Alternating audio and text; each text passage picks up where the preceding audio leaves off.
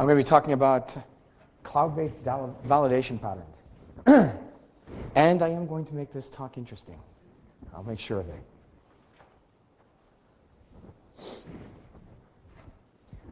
I'd like to say, in front of you all, that I believe that tequila is the inspiration for today's talk.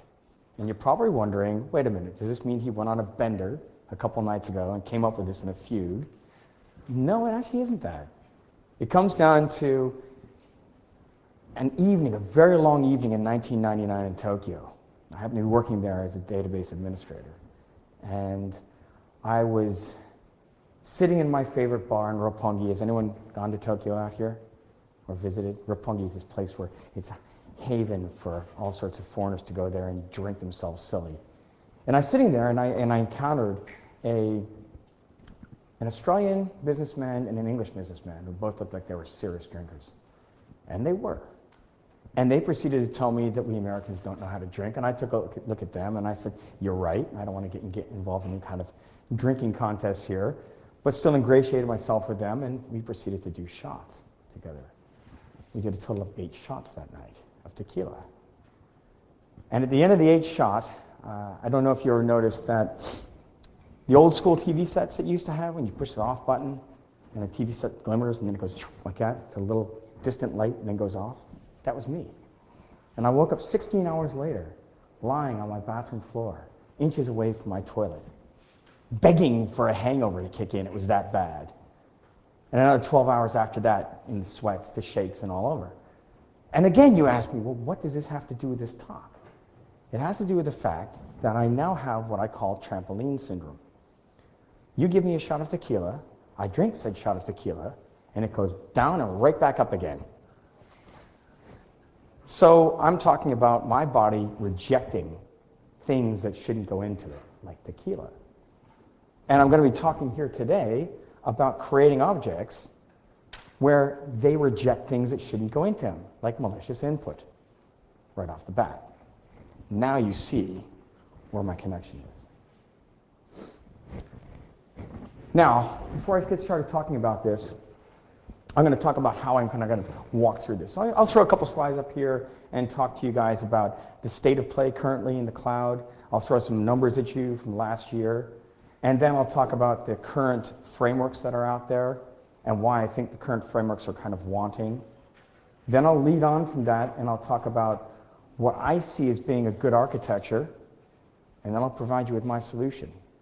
And then hopefully we'll have enough time where I can play around with 2 demos that I hacked up over the past few days in both C# and Java.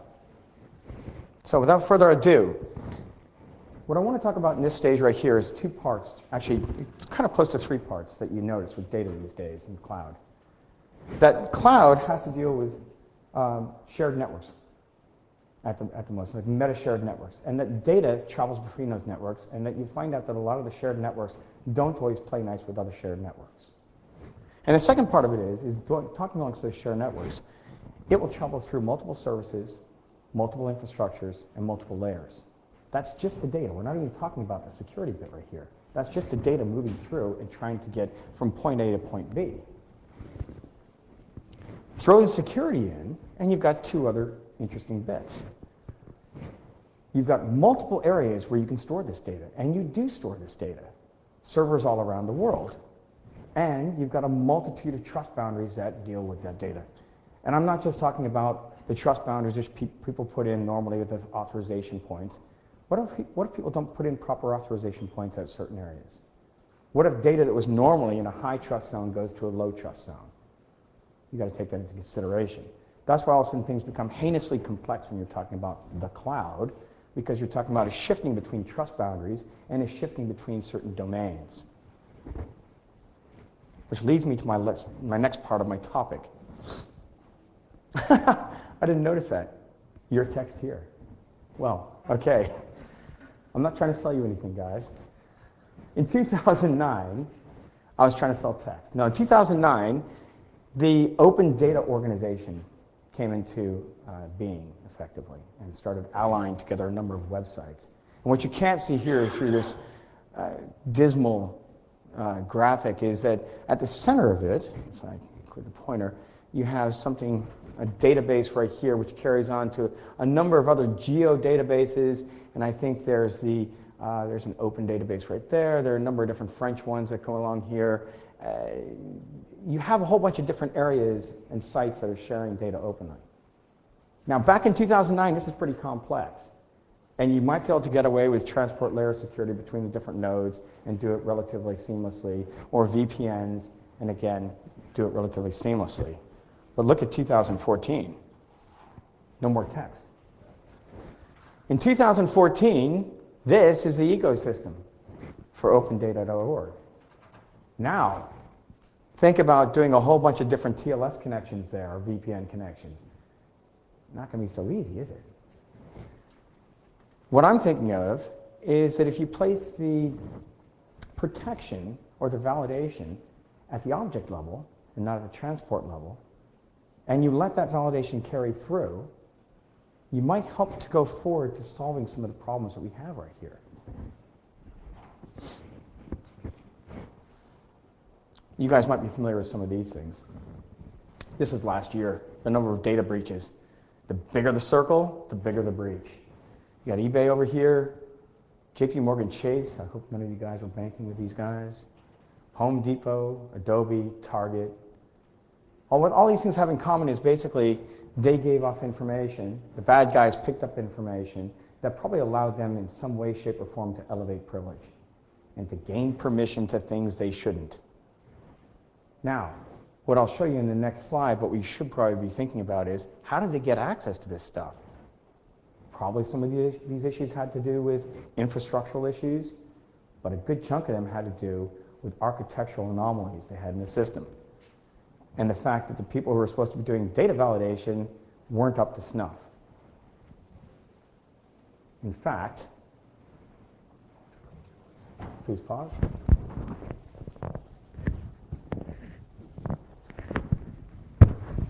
I thought he was coming up to assassinate me. Okay, so in fact, what you see right here is, this is a Forrester report. Yeah, it is much better. I can hear myself echo. And this line right here, I love how they recorded that. They put down this line as hacking. So from 2004 down here all the way to 2013, the hacking line has gone up. What do they mean by hacking? They mean getting in and doing injection attacks. They mean attacking the system programmatically. I've also got an arrow pointing right here, because as part of this study, they did a research on a number of different websites for retail sites out there. And they found that 80% of those retail sites had incidents that involved SQL injection. And I'm saying, WTF? SQL injection? Didn't that thing come out in 1998? Didn't we get rid of it? No, we didn't. And in fact, that's 80% of the issues out there. And I'm saying, come on, something's failing here. All right. Let's bring in the cavalry. Here they come. And we talk about enterprise guidance. That's going to save the day, isn't it? Enterprise guidance will lead the way. So we have a number of different enterprise issues right here. You have OWASP, and I'm going to use Microsoft Guidance Share, the two top ones that I saw out there. OWASP has a number of different frameworks, guidance that they publish out there. You've got general data validation. You've got the application security verification standard, a nice mouthful there. And then a Microsoft Guidance Share, which was started originally with the Patterns and Practice group. All of them have their advantages. Two of them profess to have centralized validation, which is the Guidance Share and the general data validation. They say, pick one point, make one point to be your validation point, and then have everything go through that. There's a problem. It's one point where you can have your validation. What if some guys get around that? Then once you get inside of that, there's no more validation being done. And then the other one, the Application Security Verification Standard, talks about trusted zones. It's the old canard, trust but verify. Okay, so those are the three things right there. They lead to what I call siloed frameworks and siloed solutions. On the left-hand side right here, OWASP solutions. On the right-hand side, again, I'm going to talk about a Microsoft solution called the validation block, programmatic solutions. The OWASP solutions right here, Stinger is no longer really in existence. It kind of floats around. It took most of its code and dumped it into ISAPI. ISAPI is meant out there as being a framework for people who want to bolt on security afterwards to their current applications. You know, you always talk about, like, let's not bolt security on. Well, this is actually exactly what it's doing. It's bolting a security on. And then the CSRF guard, which is specifically for dealing with cross-site request forgery. On the other side right here, you've got the validation block. And the Microsoft validation block is pretty comprehensive. I mean, you can sit down there and you can read through the documentation if you're bored one night, and you're probably really bored, or go to sleep. But it does get the job done. What are the downsides? Both of these blocks, both of these sides, are heavyweight. And I mean really heavyweight. These SAPI, you read through the dense documentation of a SAPI, and it's got tons of different interfaces and of different functions and functionality to do. And it's got a number of different areas to go through. The user has to create controllers and has business functions to go through. And you can get incredibly confused and misuse or poorly use what you should have as being a simple situation. And you might make it more complex, and you might actually putting more harm into the solution than you should be. On the other side right here, Microsoft, well, these guys didn't do much better, because they decided they'd create validator factories, which you then generate validators. But the validators would use rules that you create or that they provide you, which would have attributes and also user attributes. And they threw in a couple other things such as self-validation, which kind of sounds pointless. And eventually you get your validation results. Not exactly intuitive. And you can spend a lot of time trying to figure out how this whole thing works and not really get anywhere. And again, making mistakes, making bad mistakes, and then you're being probably worse off than you were beforehand. The problem with both these is they're siloed solutions. Your Microsoft solutions don't work with anything but .NET code, and for the most part, I've checked out your SAPI solution doesn't work out for non-Java applications. Okay, we're kind of back to a big problem here. You don't have this ubiquitousness. You can't transfer a set of validation characteristics from one language to another. What about regex? Can anyone tell me what that's doing? Seems pretty simple, doesn't it? Who wants to raise their hand and tell me? Wow, no one does. The food's sinking in, the eyes are rolling back. Begins with letter, lowercase or uppercase, and it has to be repeated 1 to 50 times. Yes. And Yeah, so essentially it's got to be either one of lower or uppercase, and it's a maximum time of 50. Yeah. I mean, that's pretty simple. That's a simple regular expression. And the thing about, do you guys know about regular expressions? They get calculated, like when you generate them during a language, the compiler will go through and compile the regular expression. And so when it goes in beforehand, it's pre-compiled, essentially. It's a little lump of pre-compiled code. But it's very esoteric. Okay, that seems pretty simple. If I define something by a regular expression there, great. What about this? Anyone want to take a stab at this? Oh, come on, it's not that bad. Anyone? Bueller? I can see people scratching their heads. Come on, someone's got to volunteer. Just walk into this. Lowercase v or uppercase v or a backslash. There we go. Viagra. Any form of Viagra. Okay? Ah, yeah. Okay, so this guy wants to stop any form of Viagra from coming through, which may be a good or bad thing depending upon his prowess. But I've got to say, oh, this thing is 10 times more difficult. Can you imagine trying to maintain this? you're still getting Cialis. What's that? Cialis, like the generic stuff. Maybe I'll want to get that. I'm always up for generics anyways, it's cheaper. What about this one?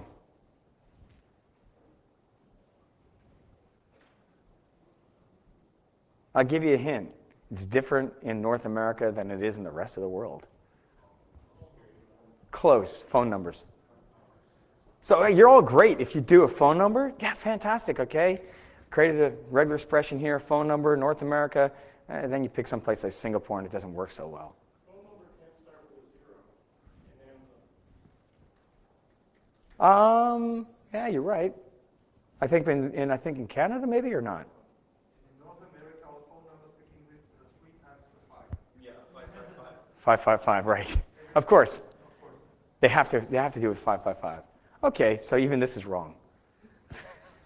But it is getting more complicated. So we're walking down this slippery slope of complication, and all we're trying to do is validate data, aren't we? And we still come finally to this monstrosity right here. What's that? Is that a valid email? Yeah, but it's not really, because I'm sure this thing's got more issues with it than you want. But you imagine trying to sit here and trying to debug this thing. I tear my hair out, and I don't have much left.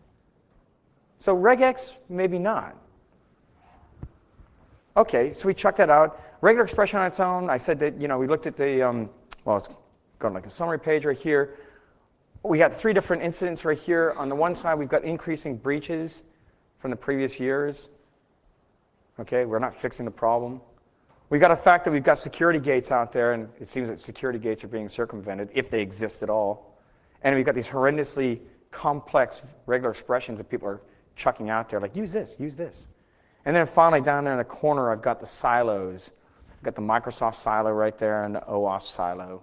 They don't really talk to each other, fairly complex, fairly difficult to maintain and roll out.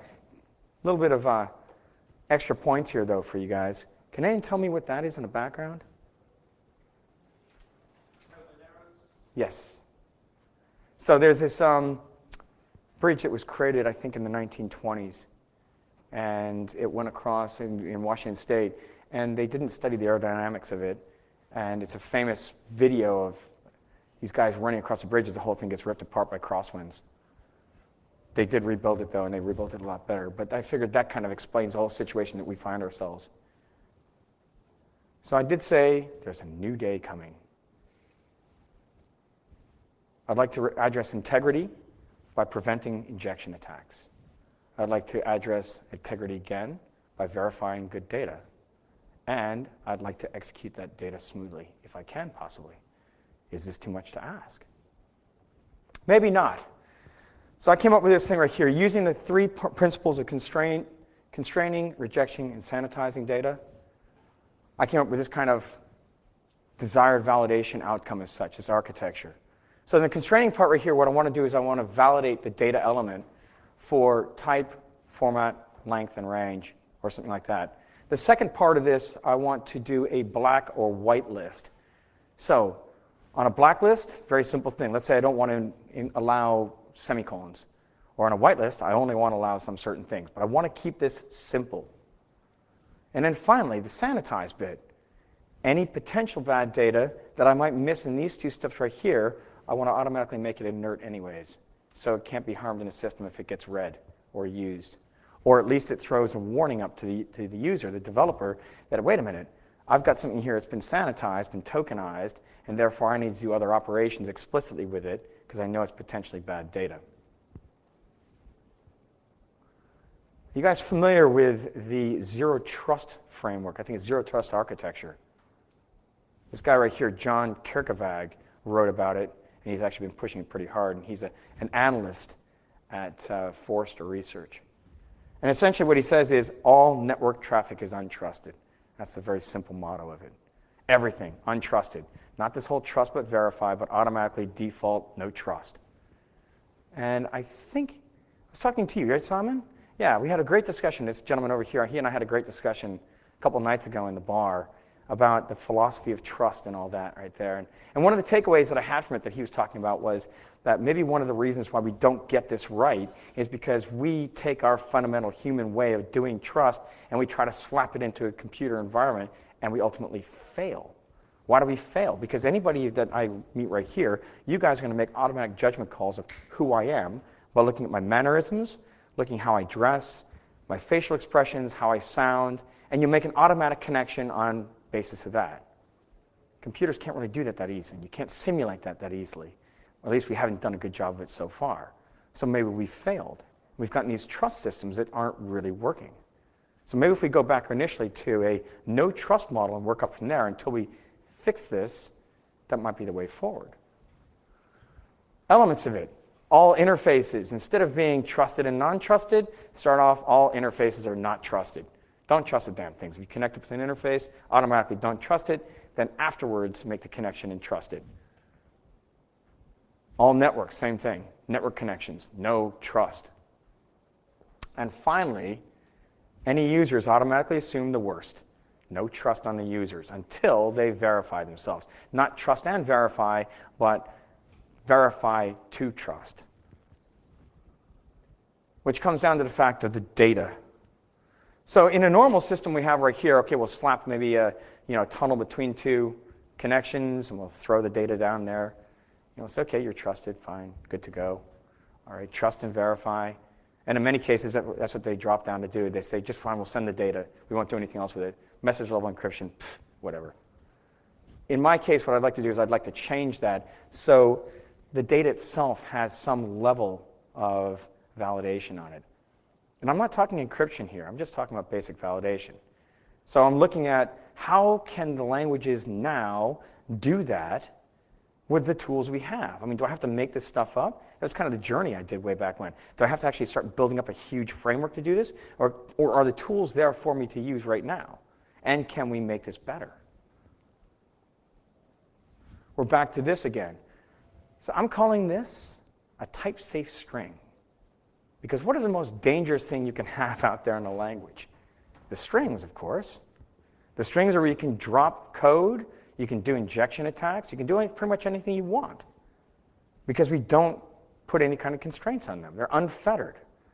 Oh, an integer, okay, you've got to make sure you type safe. An integer is an integer. You might get some issues there. But it's the strings that cause us the most amount of grief. I keep on wanting to walk up here, and I realize if I do, I'll make a fool of myself. I'll drop, so I'm not going to do that. So in this case, we go back to my model right here, and I say, can I take these three elements, constrain, reject, and sanitize, dump them into a class, for example, and create an object that I can then transcend and try to move around, and therefore these elements will carry through with the object as long as the object is alive. That's my goal. So before you guys get out here, I thought I was going to get, I might still have a tough audience, but I think you guys are sleeping, so I shouldn't. But I'm just telling you, this is a work in progress. These are ideas that I've come up with. And I know that there are a lot of issues I haven't addressed. I've sat down with some very smart people at work, and they said a number of different things. Actually, they picked me apart. And amongst the different things that we discussed that I haven't addressed yet, the concept of serialization.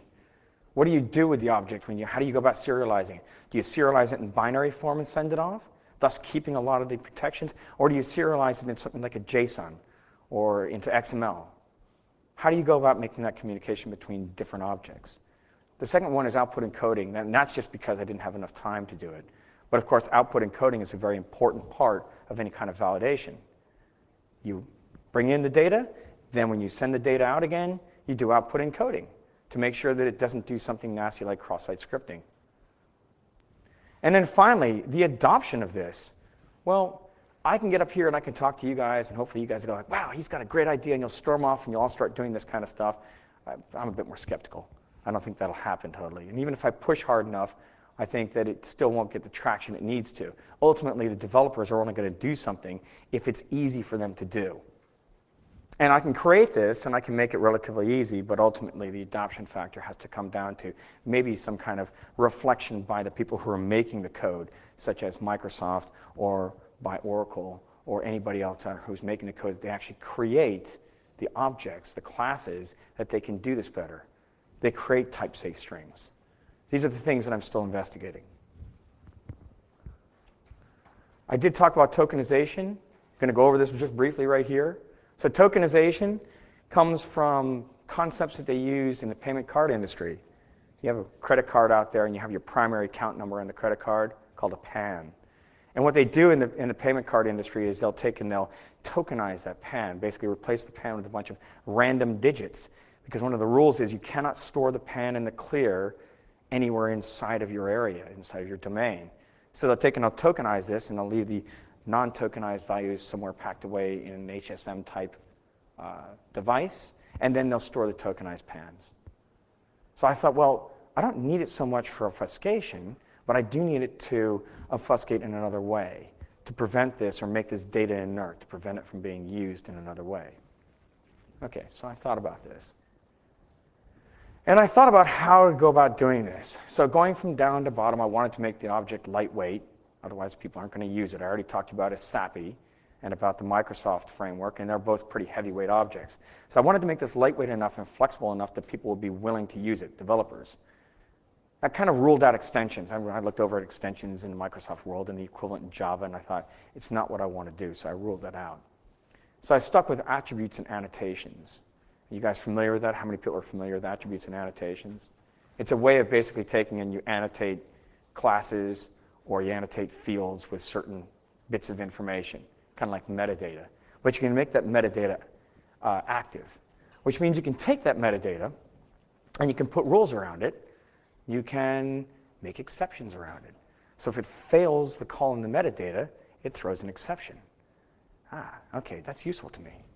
So you come down here, you can incorporate validators in it pretty easily, or write your own.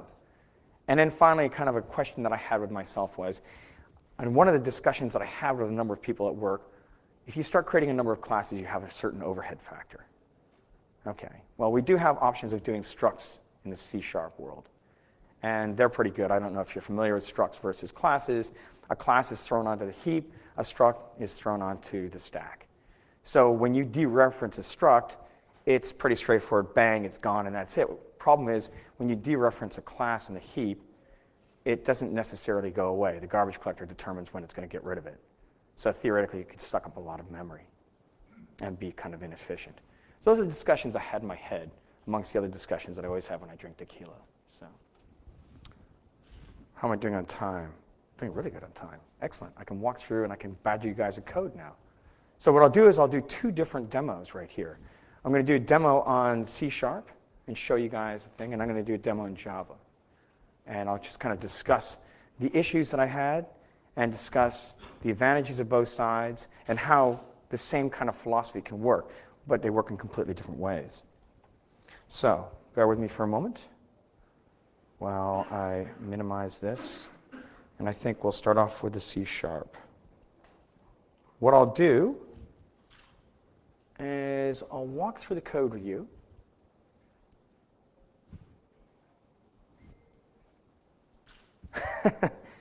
That's interesting. I'll try to walk through the code with you. There we go. I figured something wouldn't behave. So I'm calling this a type-safe string, yada, yada, like that. And I'm just going to create my test harness right here in the top, which essentially creates a type-safe string and then writes out a bunch of stuff, takes in a variable, you type in something. And then down here, I'm going to take the local variable and I'm going to assign it to something called unsafe data, an element in type-safe string, and point that out that that's the original value. Then I'm going to encode it, show the encoded version that I have, the tokenized version, print that out, and then the unencoded version just to make sure to show you guys that I can encode and decode, and then finally just end it. And if I have any issues, validation exceptions, it'll throw a validation exception and do the message. The type-safe string itself down here is defined as having one private field called myData. And this is where kind of the fun stuff happens. I have a number of accessor methods. One accessor method is called unsafe data. And as you notice above here, I should get my little thing right there. This is where my regular expression validator comes out, my annotation. And I'm putting in this familiar regular expression right here. I say I can only accept a maximum of 8 items, 8, and it'll be lowercase and uppercase alpha, nothing else. And if it fails that, then I'm going to throw this error right here. And it's going to throw an exception. So on the set side, basically goes in and to set this value, I call a validator to make sure that the value is OK. And if the value doesn't throw an exception, then I dump it in, I base64 encode it, and then dump it into my private variable right there. And then on the other side, if I pull it out, I just decode from base64. So all it is just base64 encoding, base64 decoding. Because if you have a base64 element, you can't do much with it, you can't execute it, at least not directly. And if you're a developer, you have to do something with it in order to do anything with it. So basically, you'll know that it's unsafe data you're dealing with. So let's take a look and let's scroll down here. I created another element right here to allow for encoded data, output encoding, but as I told you guys already, this right here actually, this is the output encoding down here, but this one actually was just allowed so I could just pull out the base 64 encoded blob if I wanted to send it somewhere.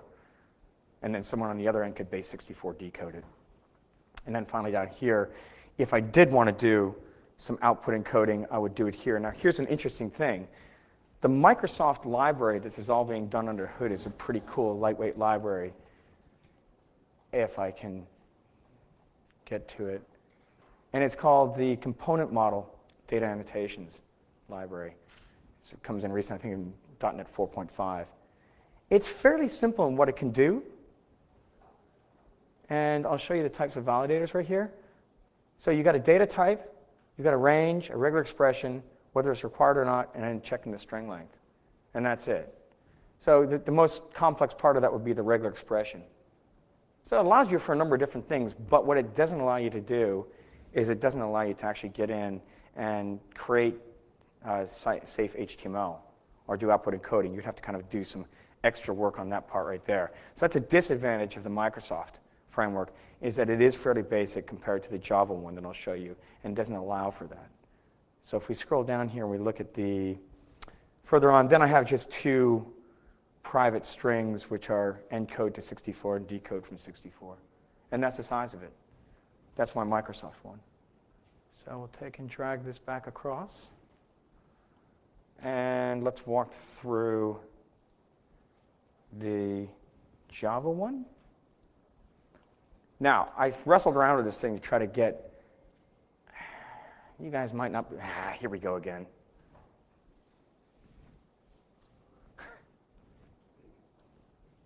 Yeah, maybe. Let's try this again.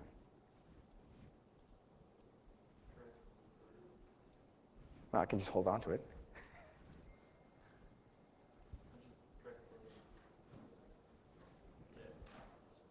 There we go. Okay, and I'll just close this then. I got there eventually. So in this case right here, this is the Java component that I created. Again, called type safe string, except for it's Java.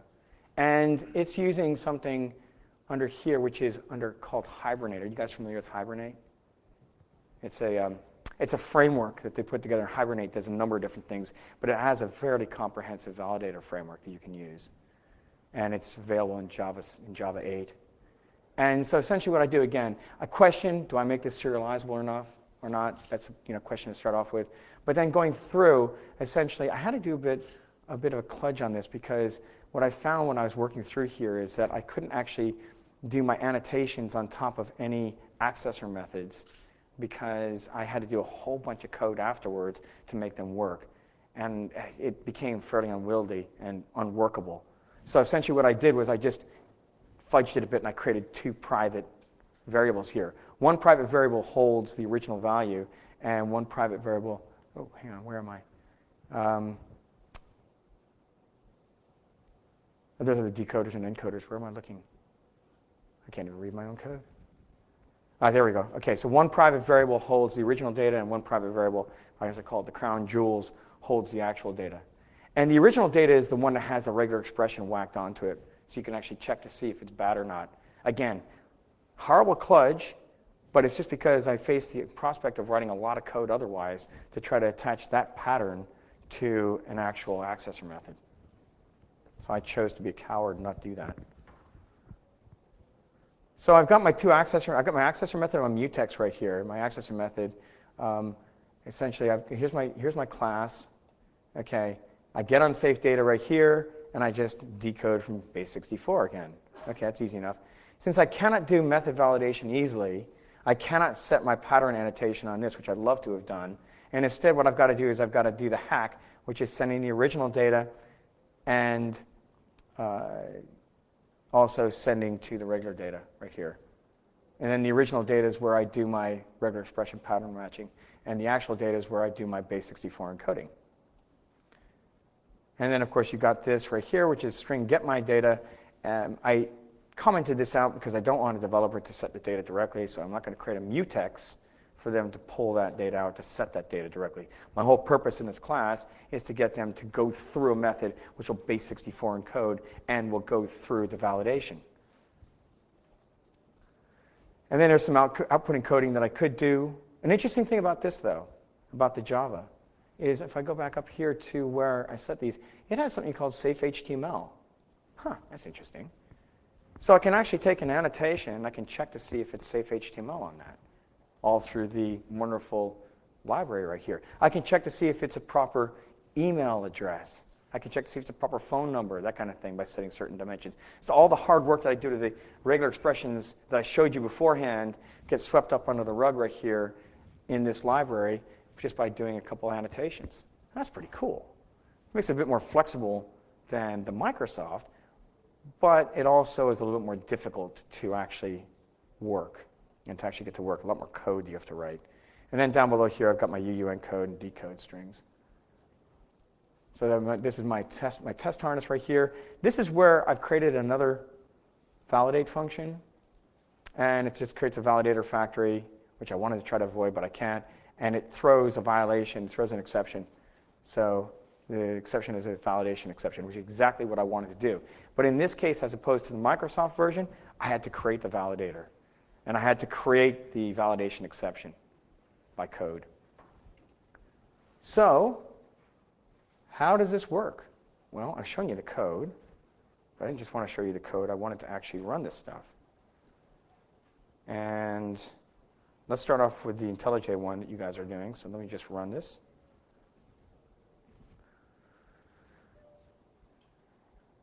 Just making it right now. And I'll go back. I guess I'll have to go back here again. Now, can anyone see down here, it just says, please enter string. So I'll start off. Someone give me a word to type in. Viagra. Viagra, it is. And Viagra says the original value is Viagra. If you guys can read this, it's got the base 64 encoded value right here, and then it goes back and it says the type safe string decoded is Viagra. Okay, it works like we intended. In other words, what happened is I've got this object right here. I've created an object, dumped the word Viagra into it. Now if I want to pass it around, anytime that I pass it around, if someone wants to use that, they just get the base 64 encoded version. What are they going to do with that? They have to do something with it before they can actually use it. It's inert. It's not damaging. Yes? Can you add an extra name? On the Viagra? Yeah. Sure, I can do that. Viagra. It's going to do the same thing. Okay? Match your string? It matches the string. Is it all letters? It's all letters. Okay. What am I looking at? I'm looking at Viagra here. I'm looking at Viagra here, and I'm looking at Viagra here. And the base 64 is, DM1 something. so you're correcting, the script is correcting the fact that the input is not all letters, but it actually doesn't always come out with all letters. The script doesn't. No. Oh, are you saying that this right here that it doesn't check that? Is that what you're saying? I'm not sure I understand the question. You're checking the input. The input's all letters. The input's all letters. If it's not all letters, then it base 64 encoded, or No, we haven't gotten to that yet. All we've shown right now is that if I type in all letters, it works as expected. Okay? Now, if I type in something which is Viagra 1, like this, and I enter, it throws an exception. And it complains to me and says that only up to 8 upper lowercase alpha is allowed, which is exactly what I expected. If I type in something like Viagra and a whole, oops, I got to rerun this. So if I rerun this, let me rebuild and rerun. Oh, there we go. Okay, excellent. So I do a whole bunch of A's. I'm definitely over 8 characters. It'll complain again, and it'll throw an exception. So it'll prevent things. Again, if we rerun this, that's just showing you very simply what it's doing just from regular stuff right there. But if I want to get more clever and I do the usual, select star from table, blah, blah, blah, blah, like that. I mean, it won't even get that far. It'll throw a validator exception. And so it'll boot it out. So what I've shown now is I've shown that if you try to put in something that's semi-malicious, it'll kick it out. If you try to put in something that's longer than 8 characters, it'll kick it out. And this is all associated with that object. So wherever I carry that object in a system, it's going to automatically do that check. Obviously outside of the harness, but if I try to do anything with that validator object, that type safe string object, I'm going to run into the validation.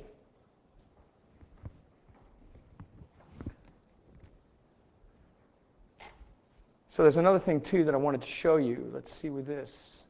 We go down here, we can do a quick change.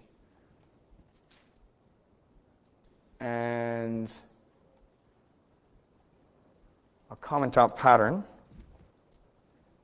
And I'll comment in safe HTML. So now I'm just going to check for safe HTML. Rebuild it.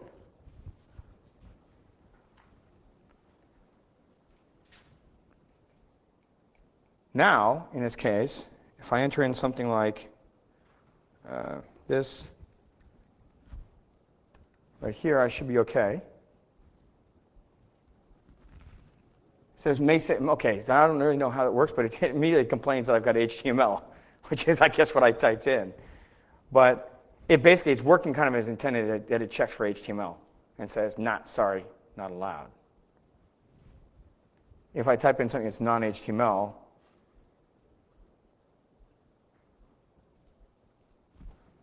so if I just said HTML without the brackets, then it's okay. And that's just from checking that right there, just from switching this to this. So how does this work in the .NET land? Well, I'm about to show you. I can now close this up. Bear with me.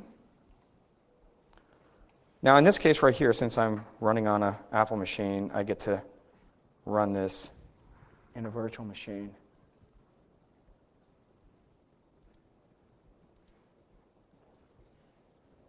And in this virtual machine right here, okay, now I've got to crane my head. It's the same code that I showed you beforehand. We'll run start without debugging. It's really tough to do this when I'm on this side right here. Okay, can you guys kind of see this right here? So it says enter a word type string. So again, we'll try Viagra, right? And we'll hit return. And again, it says Viagra itself, the encoded value, and Viagra decoded. Okay, that seems to be working as intended. We'll try Viagra, Viagra, working as intended. And in fact, it's giving me the same base64 encoded value. And then we'll try Viagra like that. And it blows up. So through the example, it says error, update 64, and then of course it allows me to enter in something else because I just run it, so then we'll try something else. So we'll try select star from tables, like I said beforehand, we'll run that. Oh, no, actually I've broken it. Let's go back and start without debugging. Go in here. Okay. And the last check right here is, again, it complains. So hopefully, I've got 5 minutes left. I want to open this 5 minutes up to discussion because I'm sure you guys have a lot to throw at me. No hard objects, please. But hopefully what I've shown you is that I've taken 2 different frameworks and I've managed to get something that encapsulates in a class that you can potentially carry around, and it encapsulates all the validation inside the class itself. What I'd like to try to do is carry this on through Objective-C, Python, etc. So any questions? Any bold person? There we go. Well, I came in a bit late, so maybe I missed this. If you just use this internally in your program, is it just like having some kind of database constraint on variables? Yeah, I guess it'd be close to that. I mean, So- the idea. Go ahead. Yeah, and this passing on, the safe encoding in base64, if you're not passing the data to a network or via some SQLite text protocol, it doesn't bring you anything. So it would be worthwhile to have this constrained system without the safe encoding. I'm not sure I understand the question. So are you saying, are you saying is there any advantage to using this? If you do not pass the data to other programs or Yeah. some If you don't pass it to other programs, then there's no advantage. But but this is there intended.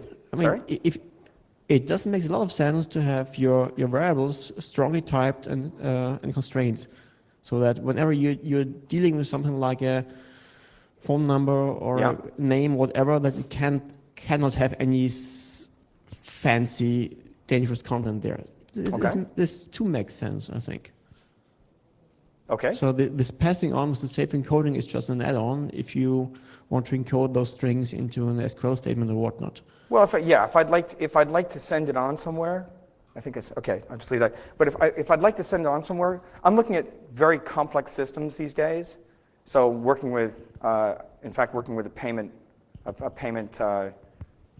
financial institution, and so they have these problems. I mean, the reason I started doing this is a number of previous companies, amongst them Sony Mobile.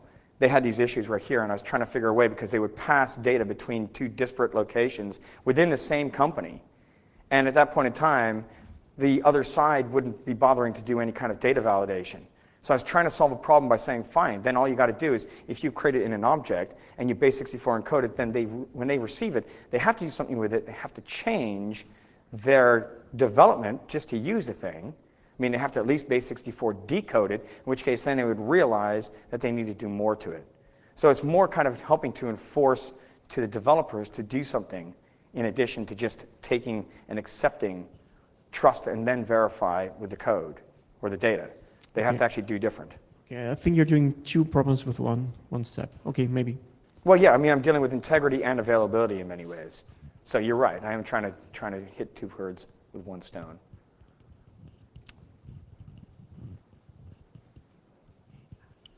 I think it may be a continuation of the same question, really, but the encoded value, the kind of tokenized value, would you anticipate that be something if you were storing the stuff in a database, for example, that that's the value you'd store in the database, and then you kind of rehydrate it, redecode it when you need to use it, and that would help prevent things like secondary SQL injection, because the stuff that you had in the database would just be a base 64. Well, at that point in time, it would be just data.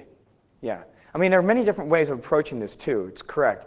You can either dump it base64 encoded into the database, but if you're planning on using the data in the database, that's not so very helpful. But if you take and you decode it while you're placing the values in the database, then you get around any potential SQL injection because it comes just data in the database. But I'm not saying that there aren't any issues with this, because I did think about, okay, well, if I wanted to use, for example, Hadoop, or if I wanted to use Elasticsearch, well, Elasticsearch is all about searching the data. And if I go about base64 encoding it, I'm kind of shooting that in the foot. But I think that there are ways. I mean, this right here is meant for a massively distributed system, a cloud-based system where potentially you can pass this data safely between nodes. You might have to do a bit of extra work, but you're now putting the onus on the data itself and not on the transport layer. At least that was the intention. Questions? Last question. Wouldn't it be just easier to remove all the normal SQL stuff from the libraries and just only allow prepared statements for the standard programmer? Yes, but you're only addressing the SQL issue. You're not addressing cross-site scripting. You're not addressing other injection attacks. Or going away from the standard string, just like say, okay, you have to generate your own string objects for what you really need them. Well, then you're kind of coming close to my solution right here. Yeah, it should be in those languages. I just know, there are several more type-safe languages that are not so widely used. So, and that's another problem too. While I agree with you to use another type-safe language that might be closer to something that we'd like to have, they're not as widely adopted. Like it or not, Java serves a huge proportion of software out there, and so does C#. And I haven't even talked about Objective-C yet, which has its groundings in C. You can program Objective-C and never touch the objective part of it.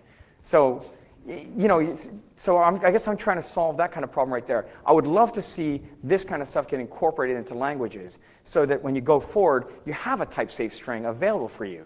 God, I'd love to see that. Which one? Ada, the language. Yes, but I haven't, again, it's not widely adopted. It depends.